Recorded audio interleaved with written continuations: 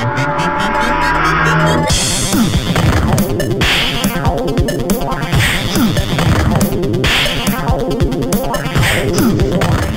up, fellow geeks? This is devast8orXL Episode 2, and I'm your host, DeMarcus. With this episode, I wanted to talk about some old school video games. More specifically, a classic genre from that period, old school 2D side-scrolling beat-em-ups.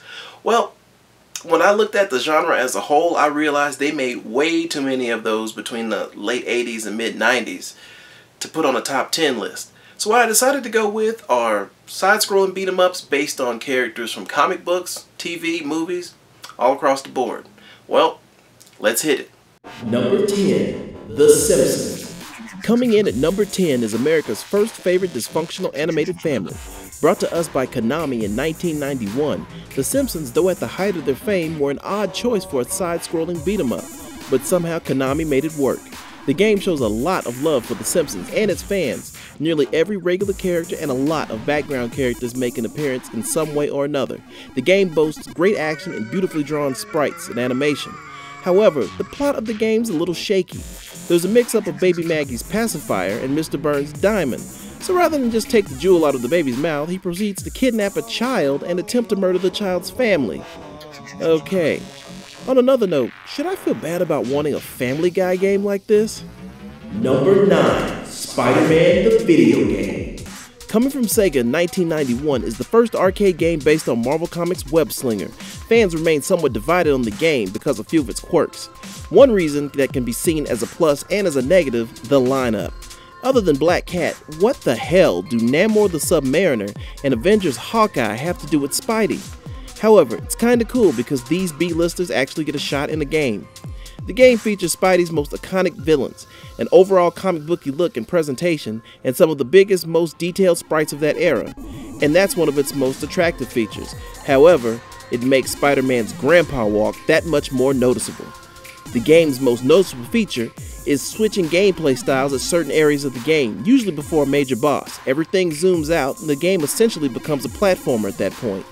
Unfortunately, it doesn't do much for the game, and it is more of an annoyance, but Sega gets an A for effort for trying to bring something different to the table. Wait, why the f*** is Venom a giant? Number 8, Battletoads. Taking the number 8 spot is gaming's most beloved and famous Ninja Turtle ripoff, the Battletoads. Brought to the arcade in 1994 by Electronic Arts, Battletoads was a solid entry in the beat-em-up arena. Featuring Pimples, Zits, and Rash, the mutated Surfer Toads once again go head-to-head against Fetish Fuel, the Dark Queen, and her legion of minions. Continuing the tradition from its earlier incarnation, Battletoads features over-the-top violence and action that made the original NES game so popular. In fact, the arcade game is far more violent and darker than any of its predecessors. The animation in this game is top-notch, and the attacks hilarious. You literally get to kick the bad guys' asses. Oh yeah, and I'm calling a Rule 34 on the Dark Queen. Just saying. Number 7, Cadillacs and Dinosaurs. Capcom, one of the top makers of arcade beat-em-ups back in the day, gives us one of the most bizarre franchises to ever get the honor of being made into a beat-em-up in 1993. The choice to release a game on a comic that not many read and a cartoon that not many watched was a gutsy one, and it was good. Cadillacs and Dinosaurs, based on the 90s cartoon, in turn that was based on the comic Xenozoic Tales, is a great beat-em-up from the house that Street Fighter built. Players take control of lead character Jack Tenrick and others from the series and proceed to kick dinosaur poacher ass in one of the most satisfying beat-em-up games of all time. The game runs on the ubiquitous CP system engine, the heart of many classic Capcom arcade beat-em-ups of the day, and it has that highly recognizable Final Fight visual style. The game is also quite violent for the time it was released. Oh, and I'm calling another Rule 34 on Hannah Dundee. Number 6, The Punisher. In 1993, Capcom brought us one of the most badass beat-em-ups of all time, starring one of the most badass comic characters of all time, Marvel Comics' The Punisher. Pre-Samuel Jackson, Nick Fury also comes along for the ride. The game is only 2 players, but it doesn't take away from some of the most hard-hitting action you're going to find in a beat-em-up from this time.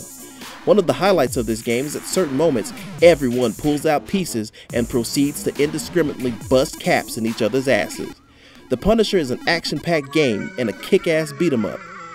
Now if we could only get a decent Punisher movie. Number 5. Teenage Mutant Ninja Turtles, Turtles in Time.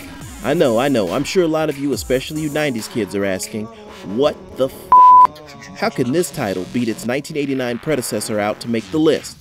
While the first game holds a lot of fond arcade memories, Turtles in Time, in my opinion, was the stronger game. The sprites were bigger, the graphics and animations were better, and the stages and bosses were bigger and badder. The action was fast and furious, and there were a lot of different lackeys to take on. The Turtles also gained a few new attacks in the game, as well as having different strengths and attack ranges. And the best part of this TMNT sequel? No vanilla ice. Nuff said. Number 4. Bucky OHare. Based on the cult classic cartoon character created by the mind behind G.I. Joe, Larry Hama, Bucky OHare is another rare gem of the genre brought to us by Konami in 1992. Face it folks, Konami owned the arcade beat-em-up. Out of all on this countdown, Bucky OHare is very unique. The game actually functions as a conclusion to the animated series that was cancelled. The game even features original voice actors from said series voicing their characters in cutscenes. The game showcases awesome graphics, voice acting, non-stop action, and great levels, with enemies that come right out of the cartoon. Though the show and toy line was marketed to kids, this is a solid beat-em-up that any fan of the genre should seek out and play. And no, you pervs, I'm not calling a Rule 34 on Jenny. F***ing furries. Number 3. Alien vs. Predator. Capcom returns to the countdown, taking the third spot in grand style, with one of the most action-packed, brutal beat-em-ups of all time, 1994's Alien vs. Predator. The game runs on the Capcom CPS-2 engine and pushes it to the limit with frenetic, non-stop action, sharp graphics, huge bosses, a great story, and a wide range of weapons and power-ups to help you dispatch those rat bastard xenomorphs. You can take control of one of 4 very unique characters, one human male, one human female, and a hunter and warrior class predator, each with their own movesets and special attacks. That's right folks, you could be one of 2 predators. Alien vs. Predator has had many games over numerous consoles, but this title, nearly 20 years old, still stands as the best based on the property, a true genre classic. And to think, one of the greatest crossovers ever between 2 of film's greatest monsters all began with a half-second Easter egg and a mediocre sequel. Thank you, Danny Glover. Thank you. Number 2. Dungeons & Dragons Shadow over Mystara.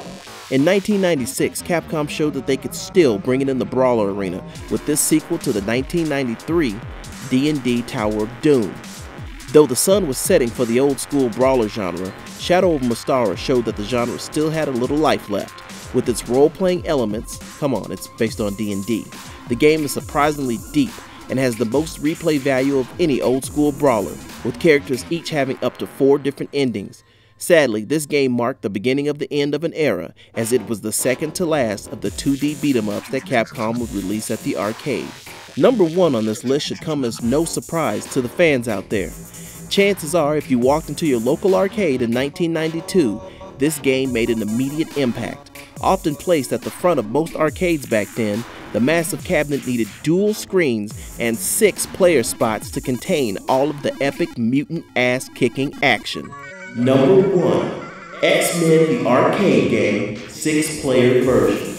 Based on the 1989 animated miniseries Pride of the XMen, this game is by far the best beat-em-up to hit arcades, and big surprise, it's from Konami.